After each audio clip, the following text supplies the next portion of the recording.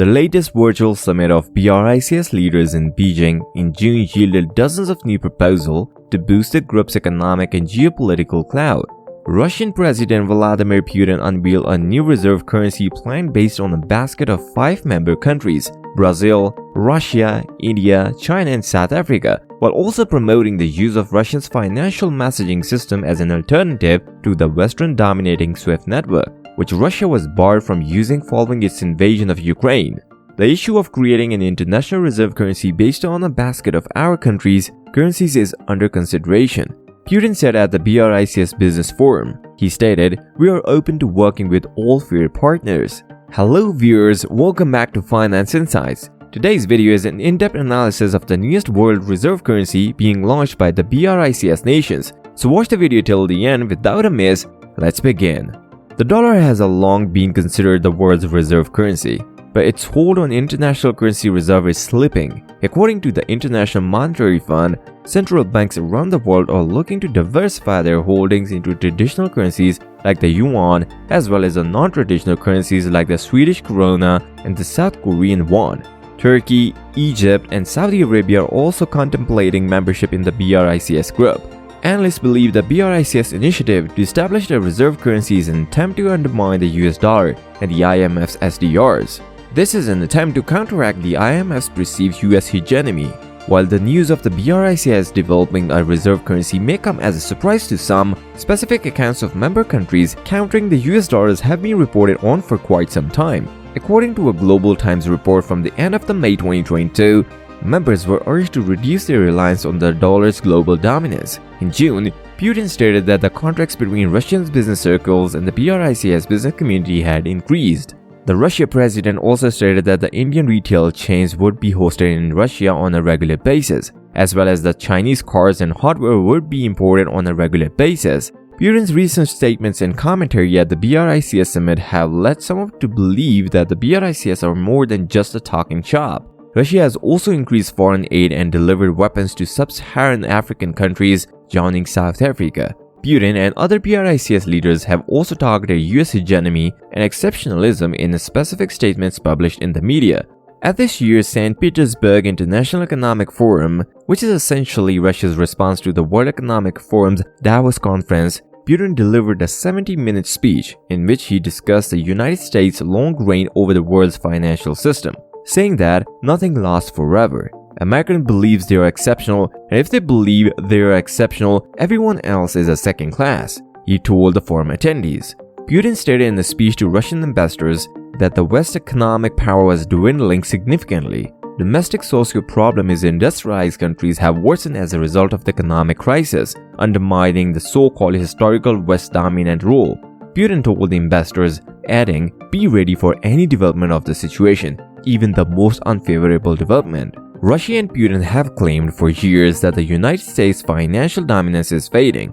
Putin stated in October 2018 at the Valdez Forum that the sanctioning specific countries, including Russia, would undermine trust in the US dollar. The Russian president pointing out that the majority of the fallen empires throughout the history committed the same error. It's a typical imperial blunder. At the time, Russian leaders stated that an empire always thinks it can allow itself to make some minor mistakes and incur some extra costs because its power is such that they don't mean anything. But the magnitude of those costs and errors will inevitably grow, and the time will come when it will be unable to handle them, neither in the security nor economic spheres, Bloomberg reported on the BRICS summit, noting that the Chinese President Xi Jinping blamed NATO for the antagonizing Russia. Xi also stated that certain countries that promote exceptionalism will falter due to the security flaws, politicizing, instrumentalizing, and weaponizing the global economy by abusing one's dominant position in the global financial system to impose sanctions indiscriminately when only harms others while also harming oneself.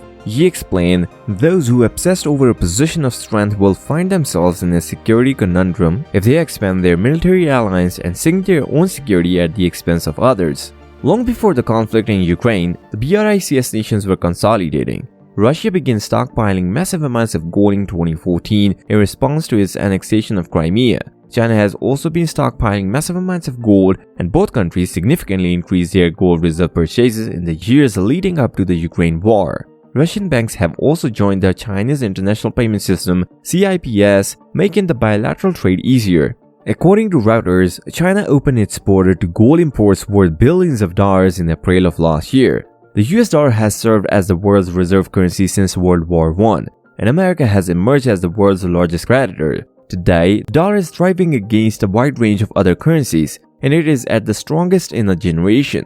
The US dollar currency index gained more than 10% this year, outperforming strong currencies like the Japanese yen. Other currencies such as the Indian rupee, Colombian peso, and South African rand have recently weakened against the greenback. In contrast, the Russian ruble has been a strong competitor to the US dollar this year and is expected to be one of the best performing fiat currencies in 2022. The Russian ruble has recovered to a pre-war levels thanks to central bank support. After falling 70% in less than 2 weeks following the June invasion of Ukraine, it increased by 2% point to 1.87 cents.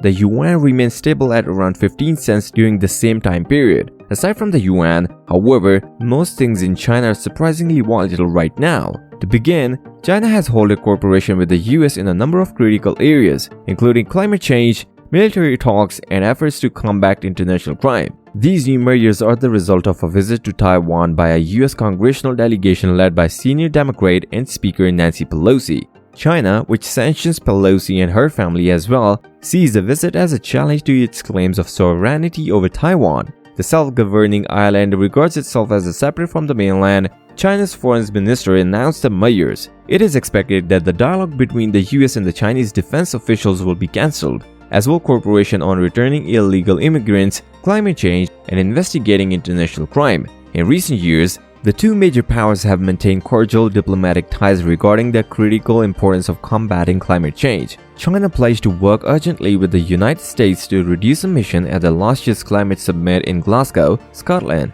In their efforts to combat the illegal drug trade, the countries have also discovered a rare common cause, fentanyl.